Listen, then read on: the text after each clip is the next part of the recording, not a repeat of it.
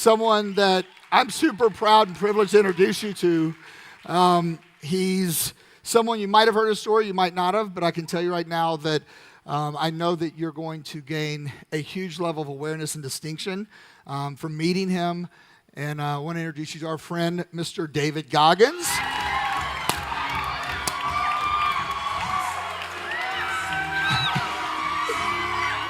We're an interesting species as a human being. All of us know that we're designed for more, designed for greatness. And let me tell you why. Is because when we're in the presence of greatness, we see a piece of ourselves in that, in them. When we see someone that's doing something that's extraordinary, we identify ourselves in that. That's why it makes the back of our hair on the neck stand up, right?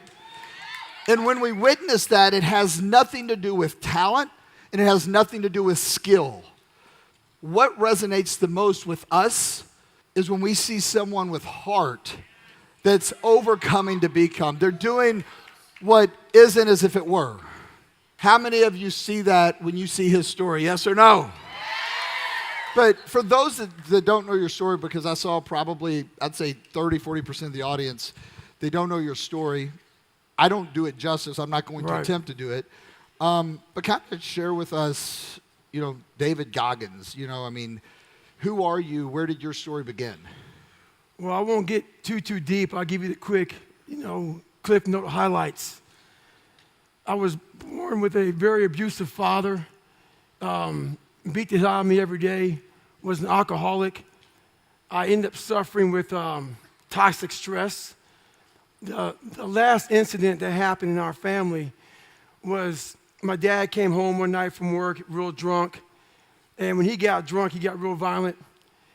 He had me go in the room, take all my clothes off. This was very typical. It's a typical day for our family. And, you didn't have to do anything like major for him to beat your ass. He just get mad and just beat you up. So I was about 8 years old, and my dad had me go in the bedroom. He was very tactical, mind tactics. Had me lay on the bed, 90-degree angle, so my butt was hanging off. Door shut, so my back was facing the door. And I waited there for 45 minutes. He walked up and was beating me all over the place. My mom saw it. She walked in, and it was one of the worst beatings I ever got. She said something to him, set him off. He smacked her in the face, knocked her out, grabbed her by her hair, dragged her down the stairs by her hair. So I'm calling the guys up, hey man, I want to be a Navy SEAL. Okay, blah, blah, blah, blah, blah. We get to the last question. How much do you weigh? 297? Dial tone. Call somebody else. This went on for 2 weeks. So I called a guy named Steven Saljo. Last guy, I was giving up. Steven Saljo was so busy, Navy recruiter, said, come on in.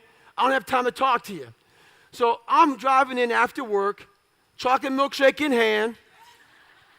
I put my shake down. He looks at me and says, please don't tell me that you are David Goggins. I said, yeah, man, I got right here in my shirt, Goggins. He said, yeah, I'm being a smart ass. And he goes, man, you're fat and you're black. I said, man, you're an observant motherfucker.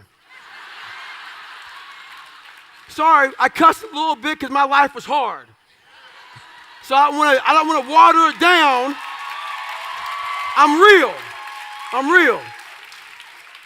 I got about 5 more cuss words before I get cut off, though. So I sit there, he's laughing at me. I'm looking at him with this straight up stoic face, like, look, man, I'm being serious. So he humors me, takes me back to the scale. I step on the scale. So in front of the scale, I had a nice big chart. It was a height weight chart. So to get the Navy, I could be 6'1" and 191 pounds. That was it. I'm 297. He writes it down. He goes, man, you're a big boy. And he starts writing stuff down. He gets these huge manuals out and brings them out. You were in the Air Force before? Yeah, how many years? 4.5. He's doing all these figures, calculating stuff up. How old are you? I'm 24 and a half years old. Okay, blah, blah, blah, doing this. Next thing I know, he goes, hey, the only program we can get you in to be a Navy SEAL is about to end in 3 months. You have to drop 106 pounds in 3 months. Roger that. I got my chocolate milkshake and walked out. So here I go back to work, and I'm spraying for cockroaches at Ecolab, and I'm chilling out, and I'm like, you know what, man? maybe I can just be the best Ecolab guy in the world. And I'm spraying for cockroaches, and I never really looked for cockroach areas, so I was spraying. So there's these holes in the wall where you're supposed to find a hole in the kitchen, and it's supposed to find a column, and that goes along, and it kind of flushes out the cockroaches. If you find the right column, it's like it's pay dirt. It's called the money spot. So I have my wand in this place I'm talking about. I can't talk about it because it's, I signed a confidentiality agreement, okay? But it's called Old Country Buffet. So I'm spraying for cockroaches, and if that's filmed, I'm killing you. So I'm spraying for cockroaches, and my brownie falls because they have some good-ass brownies. So I pick up my brownie, and as I pick it up, I felt stuff. And I keep my head focused on the brownie. And I'm thinking, there's no way in hell I found that. And as I'm bending over, I had a big ass.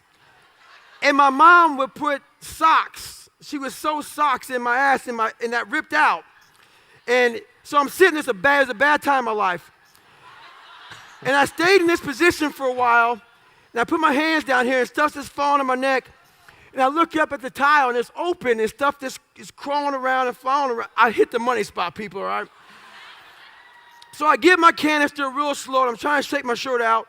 I get my canister, I take my mask off, and I leave it there, and I get in my car, I start it up, I sit there for a second, and I drive home, and I quit my job. So, yeah, done. But now, what am I going to do?